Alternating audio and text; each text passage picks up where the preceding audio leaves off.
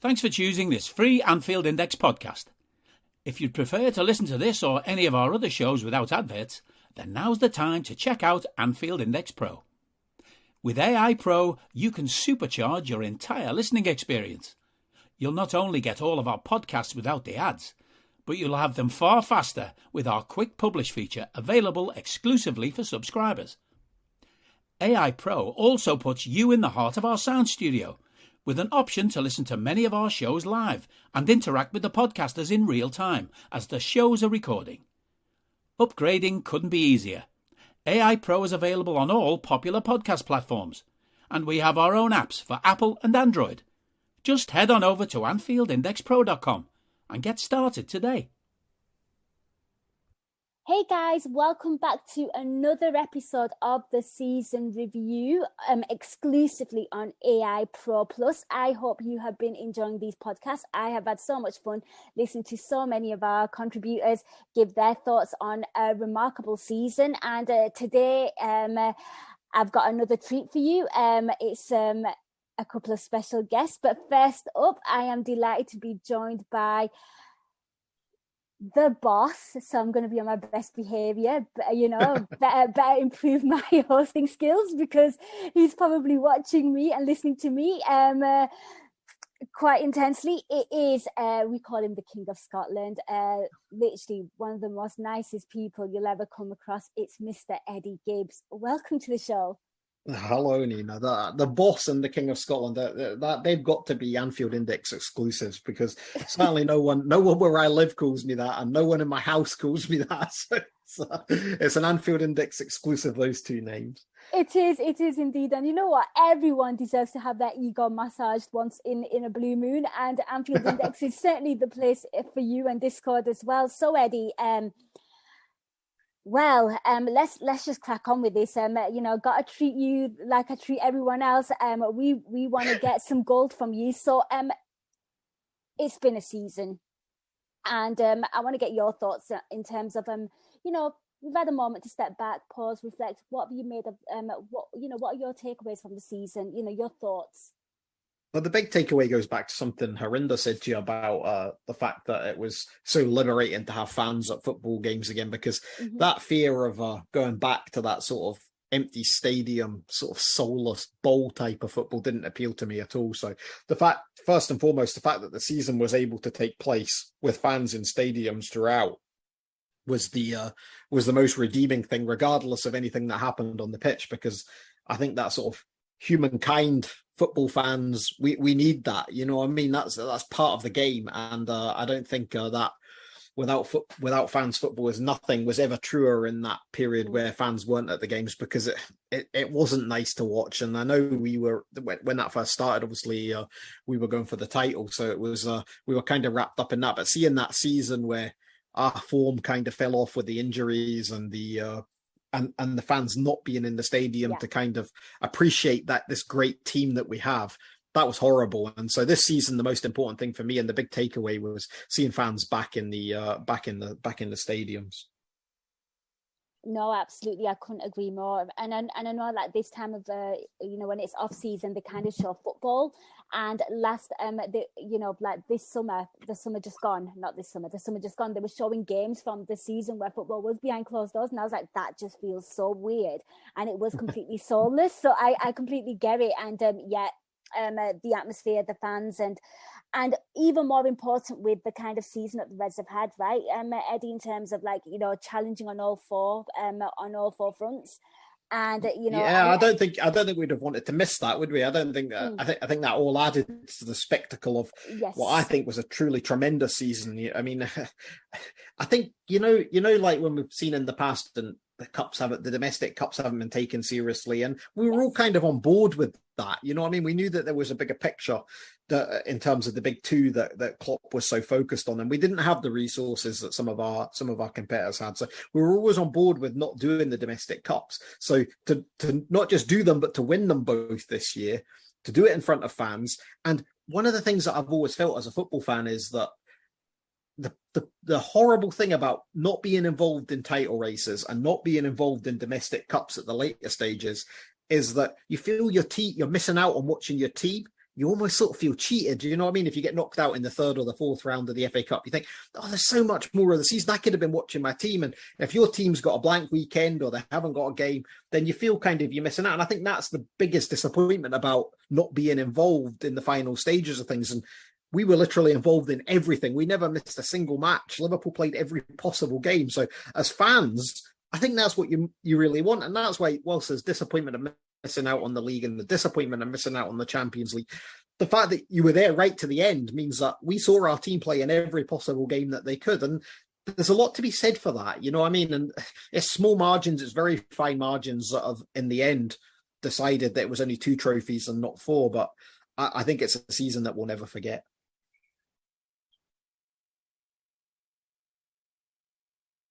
I completely agree with you there, Eddie. Not a true word spoken, a remarkable season. But if you had to pinpoint and you had to pick a favourite match, could be from any of the... Yeah,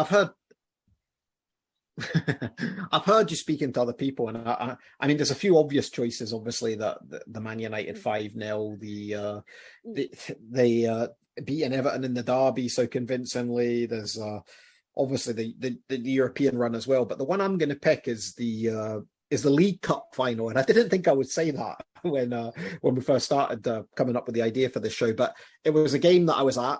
It was a game that I travelled down to with Greig, and I saw Gags, and I saw Harinder, and I saw Cam, and it was the first time I've really been able to feel part of going to a game again, and that was so special. And the fact that we got the result and the penalties dragged out so long, and to have gone down to London, it's the first time I've really travelled outside of Scotland since the whole COVID nonsense, and it was great to just feel human again, if you like, and to go and support your team and see your team winning trophies and to celebrate properly. No, that's the one that's the absolute standout for me was the League Cup final. I like that, and I think a lot of people will pick that. And it was the start of the journey as well. The first domestic cup, and people really started believing, and it gave the fans such a bounce. And obviously seeing your team in a cup final, Wembley, and obviously, like I said, packed out stadium, the atmosphere, and obviously you meeting up with, your friends since the pandemic, and yep, I like that. And of course, I think the penalty shootout, and Thomas Tuchel and his tactical sub there, that will live long with many Liverpool supporters. Right, Eddie, so that was your favourite match, a favourite moment from the season. It can be on field, it can be off field, the world is yours, basically. Well, the moment I'll pick is from the game that I probably would have picked, which was the Man United game at Old Trafford. And at the moment I would pick is Salah's hat-trick, Salah completing that hat-trick, because that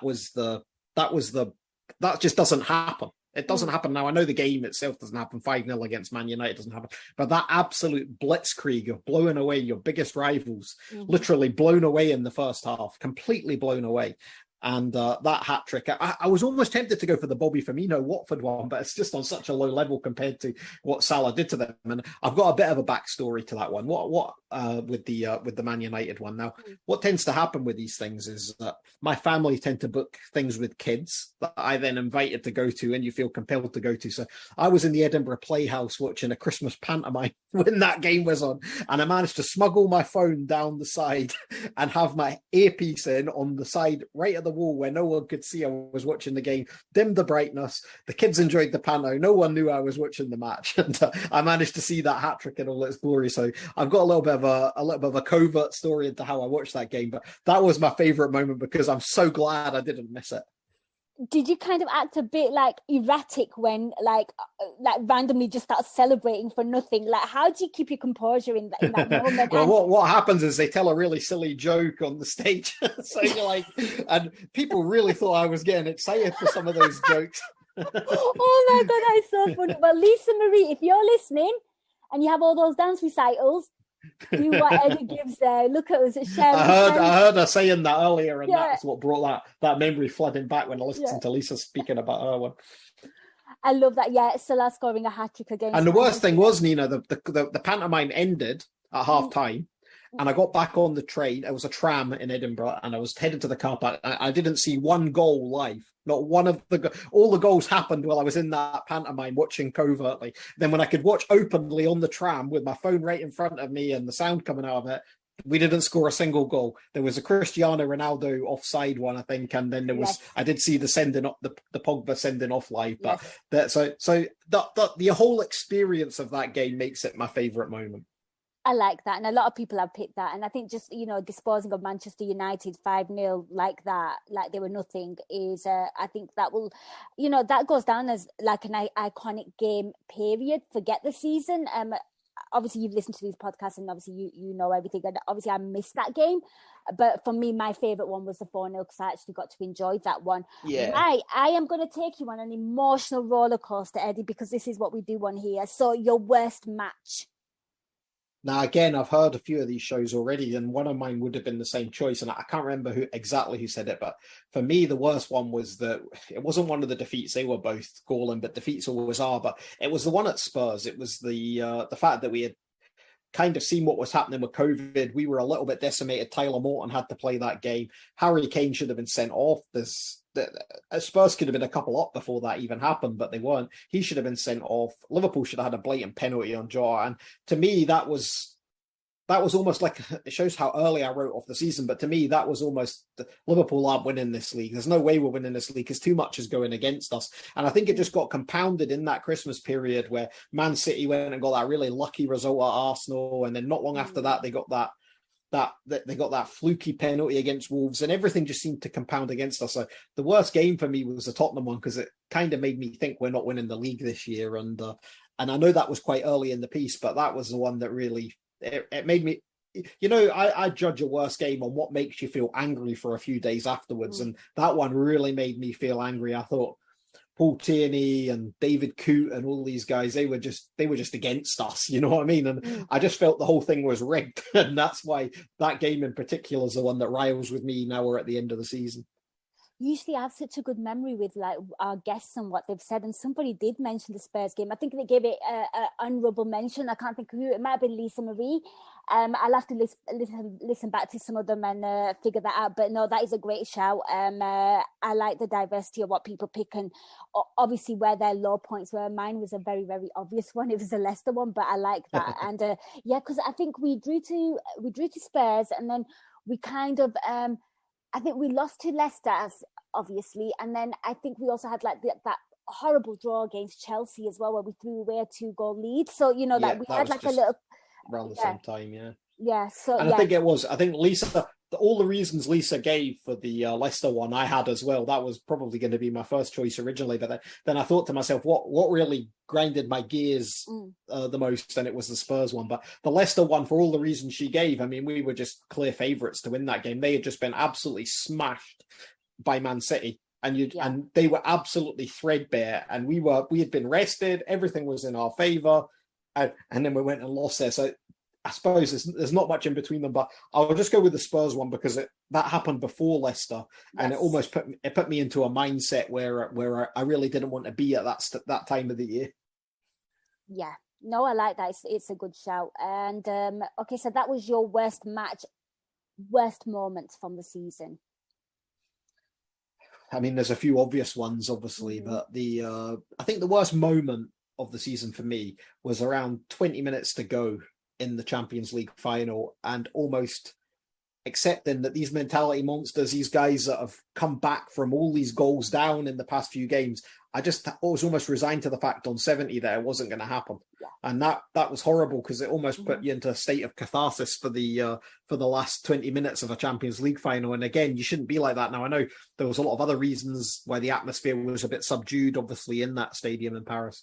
But that last 20 minutes of that match was probably my worst moment of the season, because I mean, they always say as long as you've got hope, there's something. But I kind of, for the first time this season, really lost hope. You know what I mean? That this great team, probably almost certainly the greatest team I've ever seen play for Liverpool, weren't going to be able to climb that mountain one more time. And it just never looked like happening. No, I get you. I felt that as well. And, Courtois having one of them games, and obviously Liverpool going into that game when the attack were not their usual, rampant selves, so, we really need to be clinical, and we were just kind of losing that cutting edge up top. Yeah, I think that's where you're right in what you're saying, because we've not really had to rely on miracles, have we? We've very much been methodical in the way that this Klopp team goes about winning games. They've had to come back from goals down, sure, but I don't think we've needed as many miracles. Like, obviously, we had Barcelona a couple of years ago, and we've had the Origi moments, the miracle moments that he's delivered. But this isn't a team that's had to really deliver miracles, and we needed a miracle that day, and it just never came. And we weren't our methodical selves, the machine-like mentality monsters. And there's got to be an element of mental and physical fatigue and why that happened. But with what was with what was at stake. But just that last 20 minutes, probably worst moment of the season, because it felt like this is the end of the season. We're not going to see this team play for a little while. We're all kind of emotionally exhausted, and this team can't jump this hurdle. You just never felt they were going to jump that hurdle. And that's a really good shout, because that is one thing that you never ever say about Liverpool. It's not over till it's over. We've had those Olympiacos moments. You hold on to the very end, and the fact that there's 20 minutes to go and you felt that way, I think that is and I think a lot of people were just shaking their heads like, yeah, it's not gonna, it doesn't look likely. Right, okay, we've done that now, we're not going to go there. Eddie, back to some more positive and upbeat stuff. I told you you're going to age, and then you're going to become youthful again. Player of the Year. If the King of Scotland can give an award to anybody from this team, I mean, there's been so many great performances and great, peaks throughout the whole season, but consistently for you, who would it be and why? It's funny that you use the word consistently, because it's that really is what should define the Player of the Year. But on the heights that he reached in that first half of the season, it has to be for me Mo Salah, because I don't think any of this is possible without what he did we'd have been even further back. You know what I mean? In the league, we wouldn't have been in with a chance. And what he achieved, he was by far and away the best player in the world for that few months. And I mean, the football writers have made him their Player of the Year. The PFA have made him their Player of the Year. He is Liverpool's Player of the Year. And I know I accept all the honourable mentions that others have given you on these shows. There's been some really good shouts, but for me, he's just far and away the Player of the Year. I just don't think there's any other contenders this year. And I know people haven't all wanted to say the same thing, so they've come up with some other suggestions, and they're very well made points. But for me, it's Mo Salah.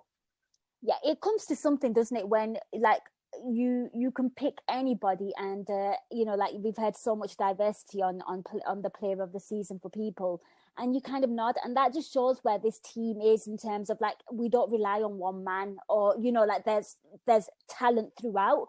And I agree, I have to say, Mo Salah at the start of the season was absolutely exceptional. And but when he came back from AFCON, he probably wasn't scoring as much, but his goal involvement was still decent. He was still assisting. He was still a threat. He just wasn't putting them in, into the back of the net. And I think a few people have picked Mo Salah.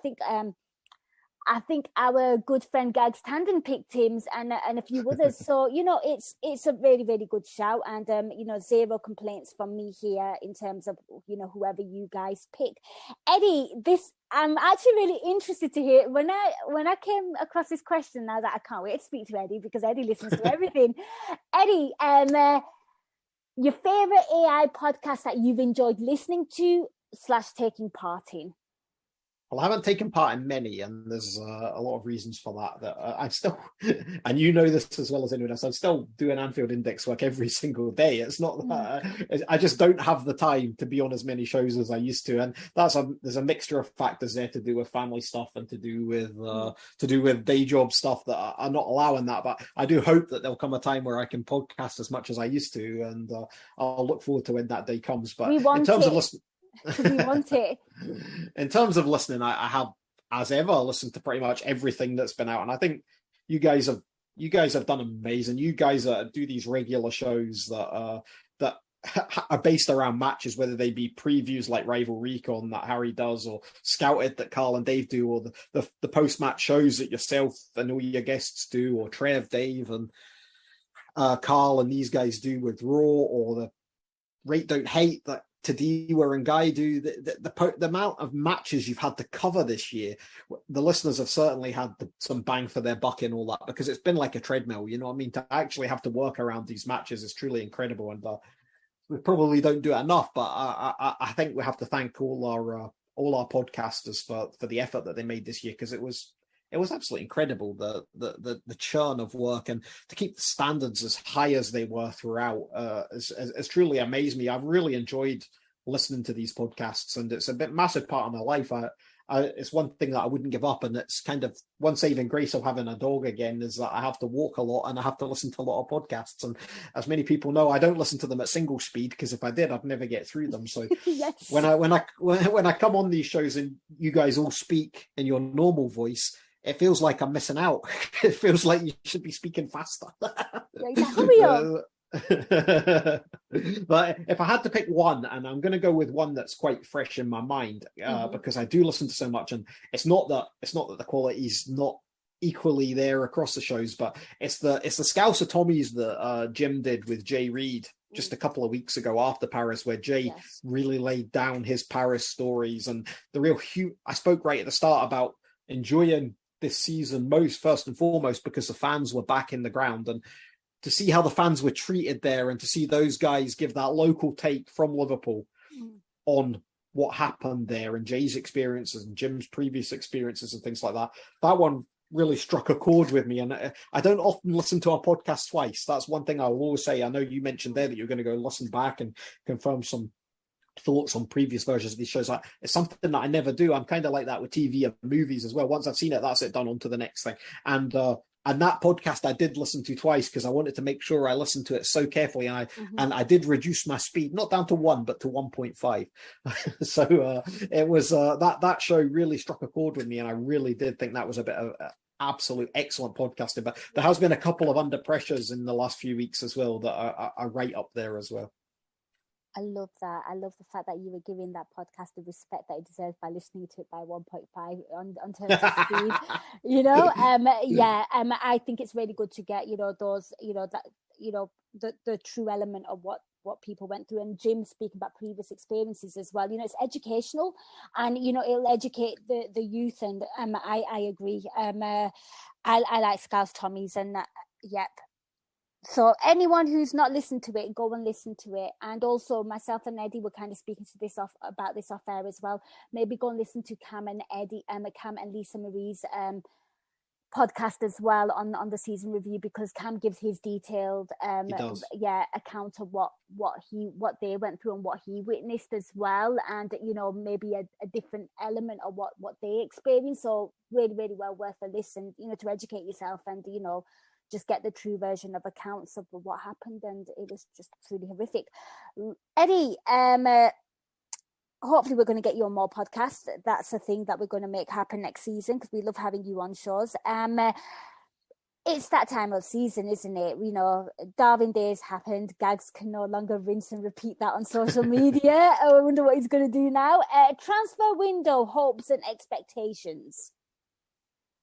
Well, I came up with these questions for a while ago, and I've listened to all of these shows, and I think hopes and expectations are the biggest contradictory words in this whole thing, because we are Liverpool fans, and we know that our expectations, the expectations of what are going to happen, are so far grounded from the hopes that we have for these transfer windows. So in one of those things, it's like I came up with it, and then I thought to myself, when I started hearing you saying it to people and then almost answering them as if they are the same thing, it's quite strange to hear them that way. So I'll treat them separately. I think expectations are exactly what we're seeing.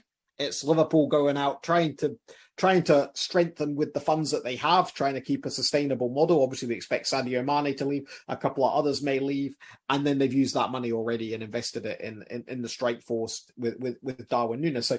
And then obviously we're hearing today that the Callum Ramsey fee has been agreed. We kind of heard about a week or so ago that was going to be the case. So I think that's pretty much what expectations are. And I think Paul Joyce has already said today that Liverpool will focus on the midfield next year now. You can kind of read between the smoke there and suggest that that's a targeted message at what they really expect to happen. Liverpool are comfortable with what they have and may not do anything until 2023. Well, when you hear that during a transfer window, you can almost decode that as meaning that Liverpool will still buy a midfielder this summer if an opportunity arises to do so at the sort of price that they feel is right for the sort of player that they feel is right. So reading between the decoding that tweet that Paul Joyce did today, that would suggest that's the case. And that's where it more comes down to the hope part of your question, which is what would we like to see happen? And very much so, I would like to see a midfielder happen, because one of the things I really liked about the sort of balls to the wall signing of Luis Diaz in January was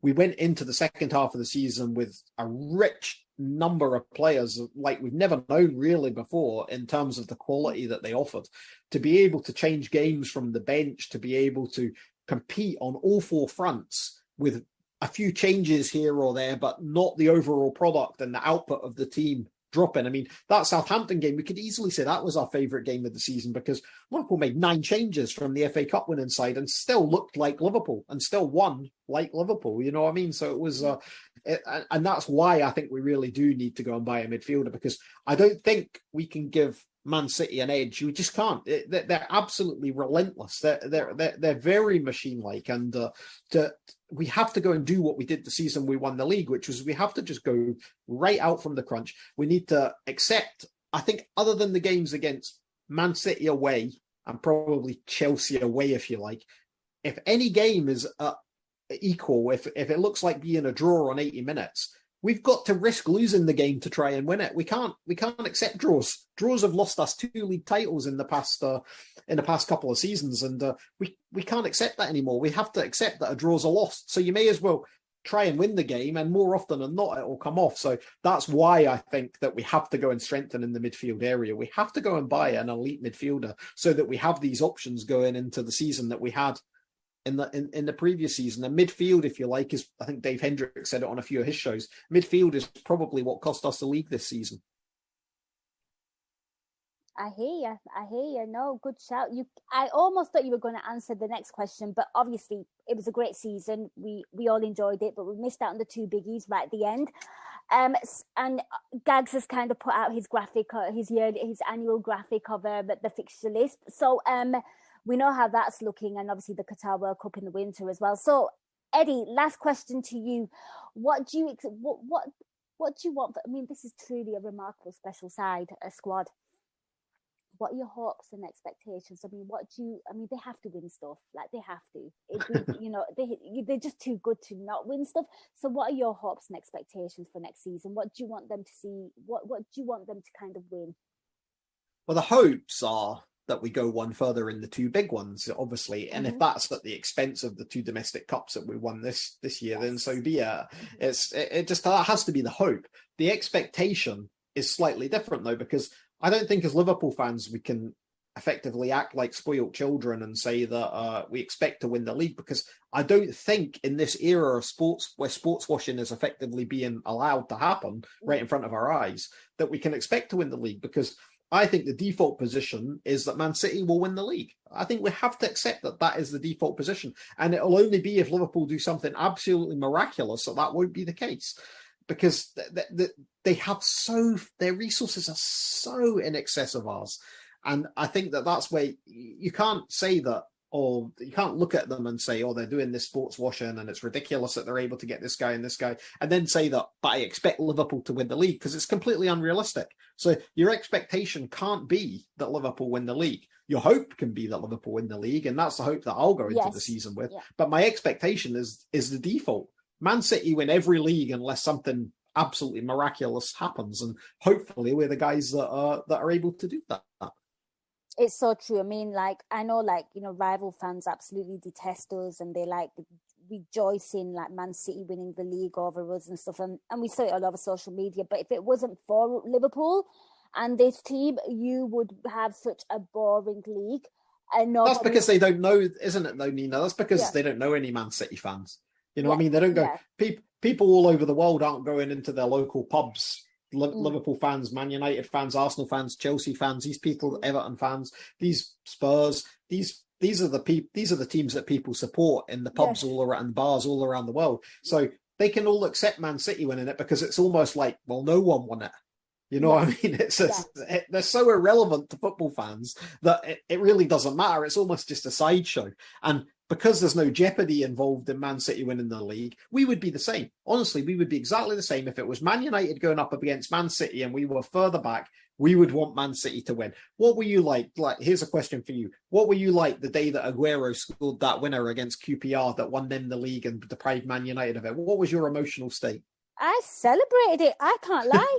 Exactly, we all did. I can't lie. I did. Do you know what I mean? I did. And I think you've just hit the nail on the head there. You know, I didn't even think about it like that, but yes. And I mean, like, again though, but you know, for people who watch the Premier League, you know, Liverpool make it interesting. The fact that it went down to the last game of the season when they were 14 points clear. You know, if Liverpool don't do that, you know, they've won it by, you know, Feb. You know, it's done and dusted. Yeah, everyone becomes focused on the battle for top four and the relegation battle. That's all that would have been left. Yeah, and you know, and then you've just got another, you've got another situation like League where Paris Saint-Germain. I was watching Paris Saint-Germain a bit this season, and they were losing games, to rubbish teams, but it didn't even matter because they were so far ahead in the league that it didn't even matter to them. And the same in the Bundesliga with Bayern Munich and stuff. So no, I love the fact that I love it naturally because I'm a Liverpool supporter, but I think people need to kind of give a lot of respect to this Liverpool side. Eddie, thank you. That was just me just going on a ramble. Eddie, thank you so much for that. Pleasure. It's nice to come on and talk about the season because it has been one that we should remember. We should be very grateful for the team that we have and for the manager that we have and for all the people that work behind the scenes at Liverpool for what we have, because effectively that's what gives platforms like ours the opportunity to produce the content we do and to build the community element like we have on Discord or on the social networks and things like that. And it's been that's been all part of the journey for us now, isn't it? It's all part of being a fan, being able to go and share this experience on these platforms and to mix and mingle with other Liverpool fans, whether it be on podcast speaking like we're doing just now, or whether that be chatting on Discord or replying to tweets, sharing tweets, posting on Facebook, whatever you choose to do. Then I think we're in a very fortunate position as Liverpool fans. We're very much in a golden age of fandom, and long may that continue. Absolutely. Could not agree more. Right, guys, so that was Eddie Gibbs giving his thoughts on the season. If you're on Discord, please interact with us, give us your thoughts. What were your favourite moments, worst moments, player of the season, favourite podcast you've enjoyed? On Twitter as well, please share your thoughts and opinions. We'd love to hear from you, guys. We're just going to take a little break. I'm going to put the kettle on. I'll be back for part 2 with my next guest, so stay tuned.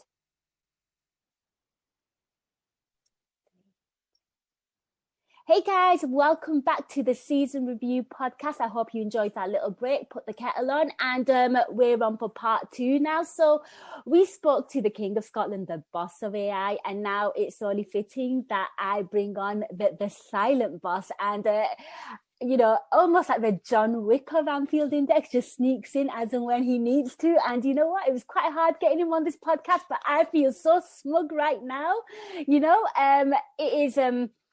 It's somebody that we all know on Anfield Index. Doesn't get on an awful lot of podcasts, but we need to change that. It is Mr. Greig Hopcroft. Welcome to the show. Hello, Nina. Thank you for having me. You know what? I am so thrilled to have you on. And you know what? Because you're such a mysterious character and you don't tweet an awful lot and you keep your cards close to your chest. So I am so excited to get these questions from you because, I think there'll be a lot of surprises and I'm intrigued. So, Greg, no surprises, just Mr. Quiet in the background, just keeping it calm. Just keeping it calm till the very end. So, first question, Greg, season overview thoughts. Obviously we've had a little break from the football season now, and I don't think as a whole we have knee-jerk reactions, but if you could just summarize the whole season, what it meant for you and what it meant for where this club is going and where this team is going. Yeah, so I think overall it's been a good season, a very good season. Obviously the end was a bit of a flat nerve, but 2 trophies in the cabinet, very close in the league, and obviously the Champions League final. So I think overall it's been a very good season. Had we got the two at the end, it would have been a magnificent season, but quite happy if we'd taken that at the start of the season. I'm sure we would have accepted that. It just needs now to push on and move forward and keep challenging. Absolutely. And I think it's quite, I don't know, I know, like, you know, of course, you know, the big two we missed out on, but I think it's kind of quite big as well that, you know, because Klopp has that, I don't know, reputation with the pundits that he doesn't take the league, you know, the domestic cup seriously. Yeah. And I think that was quite good that this season actually we won them both. Yeah, nailed the two of them. That was a big thing. I was actually at the Carabao final myself, and that in itself was fantastic. The atmosphere and, you know, just the general day out was awesome, absolutely fantastic. And great to come away with the silverware at the end of the day. No, it's wonderful, and you know, lucky you to see this team kind of lift some silverware, and they are absolutely worthy of it. Right, Greg, your favourite match, you know, the match that kind of stands out for you, and of course it can be in any of the cups because we played in all of them, so, you know, basically the world is yours. So if you could pick one match that kind of stands out for you this season, which one would it be and why? I think there's probably a couple that need mention. Both involve Man United. Of course. The away win 5-0 and then the home win 4-0, so 9-0 in aggregate was a decent couple of games. But I think my favourite one was the Carabao final. Just the general day out. We met up with Gags, Harinder, we had some lunch, Cam as well, myself and Eddie. Had some lunch, a day out, and, you know, the final itself was decent, went all the way to extra time, then penalties, and then we had the comical situation with the goalkeeper change, every penalty being scored. It was just an emotional roller coaster, and then obviously the penalty was missed at the end. So it was just, you know, one of those days. It was just an absolutely fantastic trip, and yeah, the match was memorable. Just the whole thing will live long in the memory. You know what? Spoiler alert, but Eddie kind of mentioned that as well. And for Eddie, why it was, I think he put it down as his favourite moment. I think for him, why he enjoyed that so much was because it was the first time he got out of Scotland since obviously the whole pandemic, and he kind of met up with you guys, and it felt like a very, very real football experience to him. So so you two are on the same. I think the whole thing as well, because we had issues. British Airways were having issues. We were flying down with British Airways, and we were supposed to be flying down the morning of the game. And there was all cancellations. And the day before, me and him were like, nah, come on, we're going to change your flight. So we changed and flew down the night before. Stayed the night in London. Fortunately, because our flight the next day was actually cancelled, so we wouldn't have got down, or we would have had to try and make other arrangements very quickly. So the whole thing was just a bit of a kind of head rush and kind of trying to get through everything, get accommodation, and then obviously get to the game. And then we had the sleeper train back up at night as well, so we were straight back to Scotland after the game. So yeah, it was just the whole thing, as I say, as well as the excitement of the match. It was certainly, that's my favourite match of the season, definitely. I like that. And I'm blessed that you kind of anticipated that maybe we should get an early flight because yours was cancelled. And it sounds like a mad rush. And meeting up with Cam and Harinder and Gags as well, that's a nice little... It was actually the first time I'd met Gags in person. I think it was the first time Eddie had met Gags in the UK. They had met at finals in various countries, but it was the first time I had actually physically met Gags in person, which was a funny one as well. I wish you kind of took a picture together, like the tallest and the shortest. I would just love to see just that reference, you know. I shouldn't take the mick out of Gags because he's actually taller than me, so I need to show up and stay humble. But yeah, your reputation, Greg, we know you are the tallest man on AI. Like, he's 8 foot tall, people. That's what I heard. Legend has it. But, 8'2". 8'2". Sorry. Right. Okay, so that was your favourite match. Your favourite moments from the season. Favourite moment? I can't really use the same one again, can I? I think it's hard to say.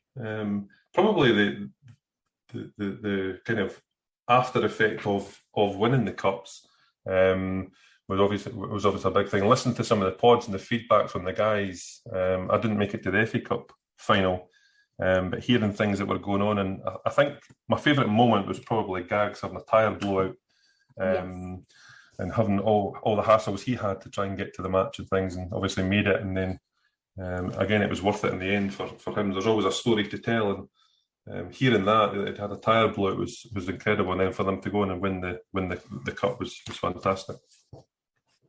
So there you go, Gags. Greg's favourite moment was your mini misfortune.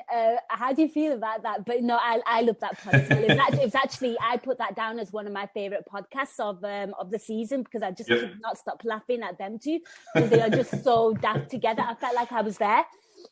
And Cam just being Cam. So that is a favourite moment, that despite all of Gag's inconveniences, he made it because he's just strong-minded like that.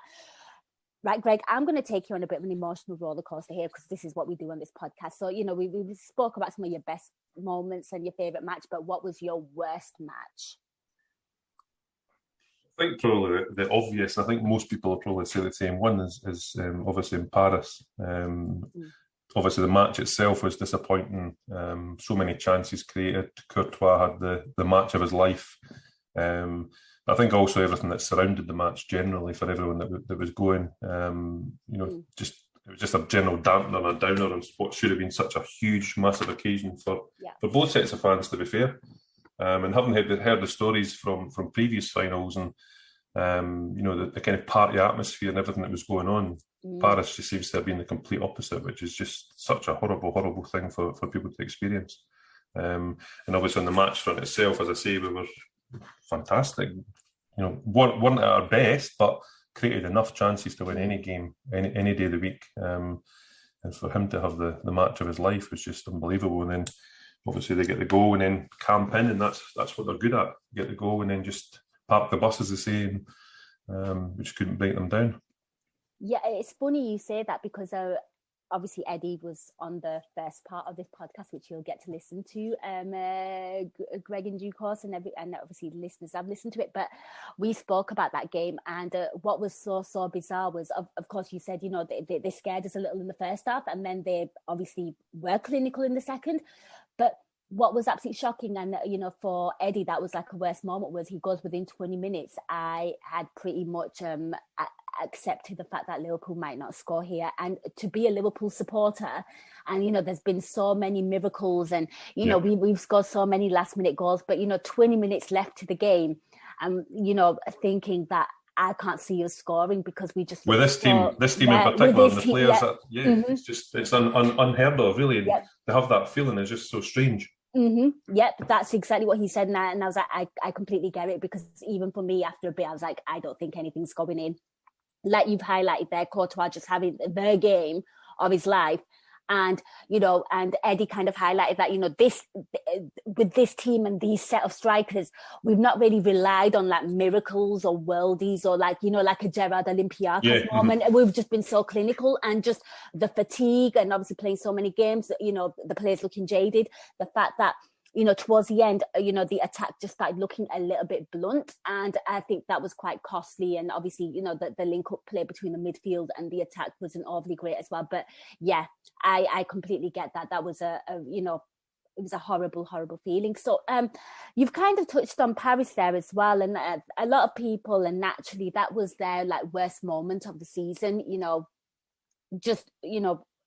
For some of our contributors that were actually there, the fans as a whole that were there, us at home watching, just reading the nonsense that was coming up on the screen, and then seeing the honest account of what was actually going on in terms of the fans being there. And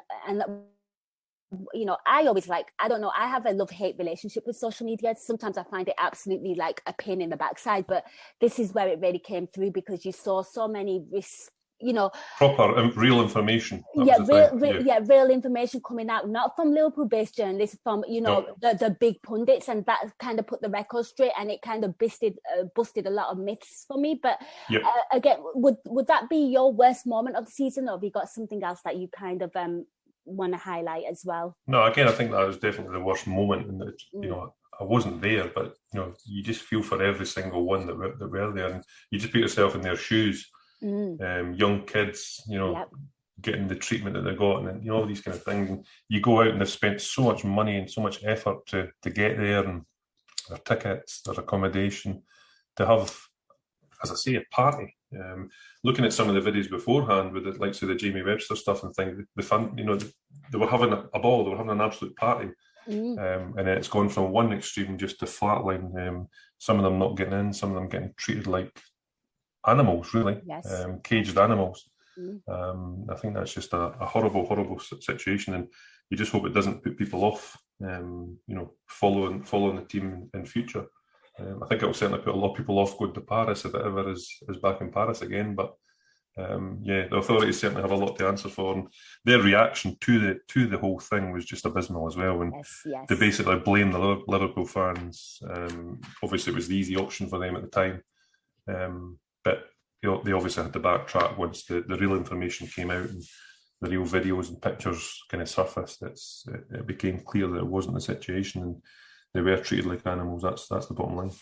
Absolutely, it was absolutely disgusting. And when you lose a final, and the fact that the loss was literally it didn't even factor in. You were just more bothered about the supporters because you saw the police line up on the Liverpool side of things. The fact that we've lost the final and that was secondary. We were just more concerned about what was going on with the supporters, and I think that just speaks volumes when you're not even that disappointed that you lost the final. You're more concerned about people's welfare and safety. That's right. Yep, I completely, and hopefully I think the other one that maybe needs mentioned as a kind of disappointing moment was kind of halfway through the match at the Etihad in the final day of the season, and Aston Villa 2-0 up, and you kind of get your hopes up at that point.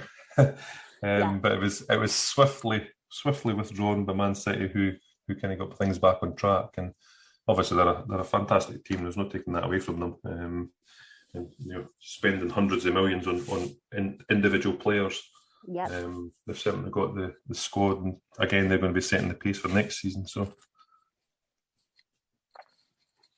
Absolutely. So I think Guy highlighted that one as well as like his worst match, just living through those two emotions of Liverpool not doing their business and Aston Villa being 2-0 up and him completely losing it with his dad and stuff. So I think Guy is a funny one. He's got a bone to pick with Man City, especially these £100 million fullbacks that they keep buying. I think that's one of Guy's favourite quotes. Guy Drinkle, that's Guy Drinkle, and I love the fact that I don't love the fact, but it's quite telling that we've had such a remarkable season, and the two worst moments are literally on the end. The last game of the season, that's right. was the Champions League final, which goes to show just how remarkable this season actually was as a whole. Right, Greg, we'll move on to the next one. Back on happier notes. Player of the year. If you could give an award to one player who kind of stood out for you, we've had it's been a great season, and we've got a great team, great squad. Players have stepped up when they needed to at different moments. But if you could just pick one guy for the entire season, who would it be and why? I think there's been a few contributors, and I think there's been a few that have played well through the season, and the obvious candidates. But to be honest, I think my player of the season would go to Alisson. I just think for his overall performances generally, the solidity at the back can generally be relied on, shot stopping, catching, distribution all round. And in terms of the league campaign, he's certainly won us a few points at the end of the day. The obvious candidates at the front end score goals, etc. But I do think Alisson would get my vote, just for his consistency in general terms. It's rare for him to make any major mistakes. And obviously, as goalkeepers, when they do it, they kind of get highlighted. But I think he is very, very consistent and played every game, I think, didn't he, in the league, or near enough anyway. Certainly, he would be my vote for player of the season. You know what, Alisson Becker has been getting a lot of love on the player of the season, which is remarkable. And just Greg, just on a side note, how amazing is it to have such a solid world-class keeper? It just makes a difference, doesn't it? It definitely does, and it makes a huge difference. I think it gives confidence, especially to the back four. When he's behind them, mopping up things, and even if players do get past the defence, then he's there to stand tall and generally try and save things. And obviously, it doesn't always work. They lose goals; it happens. But he's Mr. Reliable. But I think the moment in the Everton game was also a funny one when he mocked Pickford. That was absolute classic. Yeah, because it's so out of character, right? He's so absolutely. spiritual and so religious, and just seems like such a well-rooted guy. And then for him to do that, and my favourite moment was the fact that they've panned the camera to Pickford, and he looks so embarrassed. And I think that will stay along with me forever. Like, that is like an iconic moment, and another kind of a moment which obviously after he looked so smug when he did it. That was the point. They kind of zoomed in, and he was looking so smug with a little wink and the smile, and then they panned into him, as you say, when Alisson did that, and you think, haha, there you go. Yeah, if there was karma. Absolutely, life does come at you fast. And you're absolutely spot on about Alisson, and I think he just so complements our defence. They're able to play that high line because, like you said, he likes that space and he likes to sweep up. Alisson Becker is a great shout, Greg. A lot of people, and longer may it continue, because we it's very important to have a solid keeper in between the sticks. Right, next one. I know you listen to a fair bit of podcasts as well, because you're always giving us kind of feedback and sharing your thoughts. AI podcasts that you've enjoyed listening to. I'm not going to ask you about taking part, because this is the only one. So podcasts that you've enjoyed listening to. I listened to quite a few, and I do like the whole range of podcasts. I think probably my I won't say a specific one, but my favourite show, I think, is the Raw podcast with Trev and Dave, and obviously rotating guests. I think that's my favourite kind of raw kind of feeling after a match, whether it be win, lose, draw. They're there giving their feedback, and hats off to them again after Paris. I listened to that one, and it was hard going for them. To try and stay positive in that situation. But I think generally the Raw, I do find the Raw one, very, very insightful to get their kind of after match analysis. I tend to listen to them through the week, kind of 3-4 days after the match. So you kind of get the general media feedback. You kind of get the general, what everyone thinks. But it's good to get their kind of straight after the match view, which is quite often, right in my opinion. Sometimes it's wrong, but we can't all get it all right all the time. No, I have to agree with you. I think the Raw podcast is absolutely fantastic. And what I find absolutely shocking about them guys, and maybe like they're just on another level, is the fact that, it is literally raw reaction. So you literally finish the game, you get on to record a pod, and there's Trev Downey talking minute by minute play. And I'm like, how have you got these? How do you do this? So I am in awe and amazed at the level that goes into it. Because I'm just so knee jerky. So I tilt my hat and I respect to those guys, because it is truly not only do you get the emotion, but you get a lot of insight as well. That's right. Real true insight, and it's as I say, it's generally correct, and a lot of it's opinion based. That's the problem, and they do often disagree with things with each other as well. And it is exactly that. It's raw and it's opinion. So everybody has their own opinion on things, and everybody sees things differently. Absolutely. So it's good to see that. Mm-hmm. I mean, if you're listening to this podcast, and if you're listening on the free side of things, do check out the podcast, and certainly Raw when the season kicks off as well. I think you'll really, really enjoy it. I'm sure you listen to it anyway, listeners. But it's a solid podcast, right, Greg? It's that time of the season. Of course, Nunez has been done and dusted. We're happy with that. I think I was watching that final, and when Eddie was saying 20 minutes in, he was thinking, can't see the scoring. I just felt like we just needed a bit of a target man. Just to kind of, to connect with some of those crosses that, Trent was putting in and whatnot. And, just to give us that bit more. Something a little bit different, I think. Just something in the attack. And obviously it looks like Liverpool have addressed that, which is awesome. So, what are your transfer window hopes and expectations? I don't know if there's going to be much more, to be honest. You've kind of caught me now after the main business is done, I think. And I do think Darwin Núñez is a fantastic signing. I'd never really watched him or followed him before, but obviously when he was mentioned and things, you start looking into players and you have a look at what they're like. And obviously they've spoken about him quite a bit on the transfer committee pod, and obviously again more information was found. I think it's a great signing, absolutely fantastic signing. Be interesting to see how the other guys. Well, they've obviously just signed a young Scottish guy yesterday from Aberdeen. 4.5 million reputedly was the figure. Be interesting to see if he's another Andy Robertson, perhaps, one for the future, or whether he's going to slot straight in. As I say, I don't think there's going to be much more done in the transfer window. Obviously, Manny's an ongoing saga, whether that's going to be done or not. And I see there's reports about Firmino perhaps leaving as well, but looks like he'll probably see out the last year of his contract. But Manny looks like he's on his way. But I think obviously the signing of Diaz in January was a massive one. I think he's fitted in and slotted in fantastically well. Pardon the pun, but those players, as they are getting older, it's really, really positive that Liverpool are looking to kind of the next evolution. And I say pardon the pun because Darwin, they're human, probably shutting up about it. But this is a sign of a successful team, though, right? You can't just keep having the same players and hoping. Absolutely, I think it's positive, and we can't generally fault the signing policies, and even the likes of when they signed Diego Jota, you think.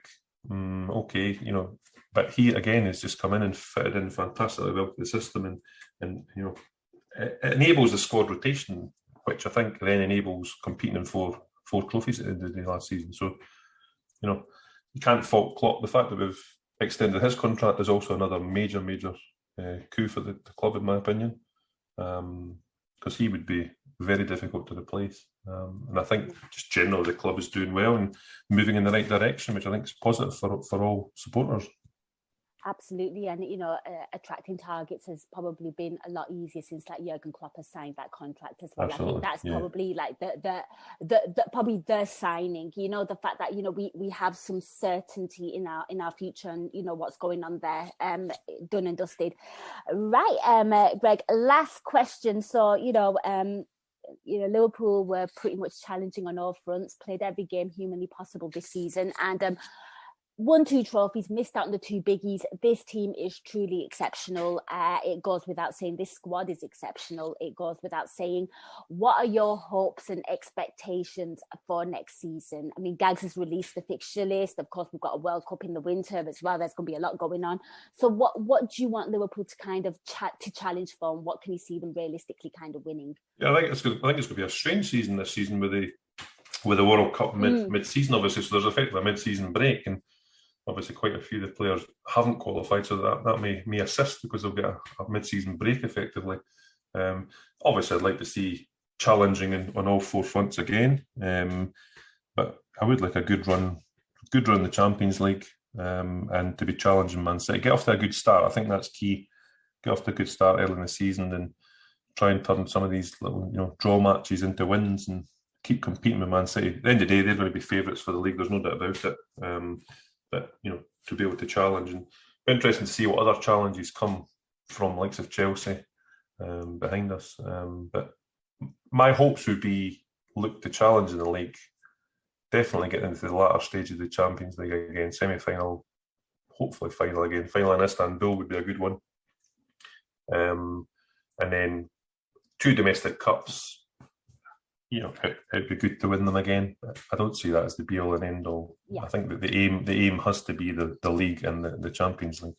And if the two domestic cups come along as well, then all the better. We'll take them. We're not going to say no. Yes.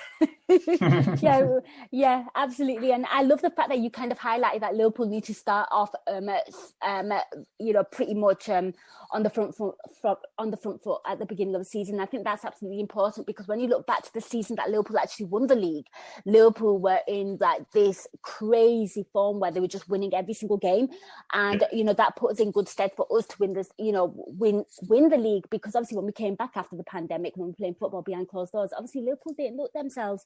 But that was very important. That's where City were kind of dropping points. I remember, I think City lost to Norwich. I think they lost to Wolves. You know, they had some disappointing results. And this season, if you kind of look back, of course, it was the time when I was away from football and I had personal things going on. But, you know, there was some really, really sloppy draws from the Reds this season. Yeah, you know, that's the difference at the end of the season. Yeah. That's what's, you know, cost us. Yeah. So I think a positive start to the season is absolutely crucial, and I'm glad you highlighted that. And Eddie kind of mentioned it as well. Everyone expects City to win the league, and you know, if we don't challenge like that, this league is just basically like a Bundesliga or a league in France. You know, there isn't much going on, so it's very, you know, it's important for the league that Liverpool challenge, and of course, as Liverpool supporters, we want to, you know, absolutely, you know, this team is worthy of winning the big silverware, and we want that. Could not agree more, Greg. Greg, well, that was a really, really good chat. Good. I'm glad to have made my season's debut. I know, you know, better late than never, eh, listeners? But guys, that was Greg and Eddie with their hot picks for the season.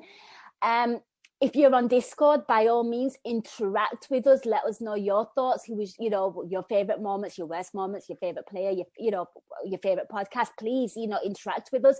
Also on Twitter as well, guys. Thank you so much for listening. Give us your feedback. Till next time, take care and up the Reds. We hope you enjoyed listening to this Anfield Index show. Please be sure to subscribe to our channel so future podcasts find their way to your device automatically.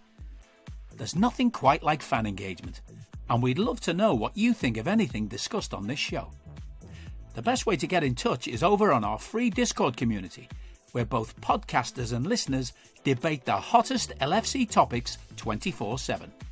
Sign up free now at AnfieldIndex.com/Discord. You won't regret it. You can also follow us on Twitter at Anfield Index and find us on Facebook by searching for Anfield Index. Oh, and before you go, we'd love it if you could leave us a 5-star review on your favourite podcast app. It only takes a couple of seconds, and it means the world to the people who create these free shows.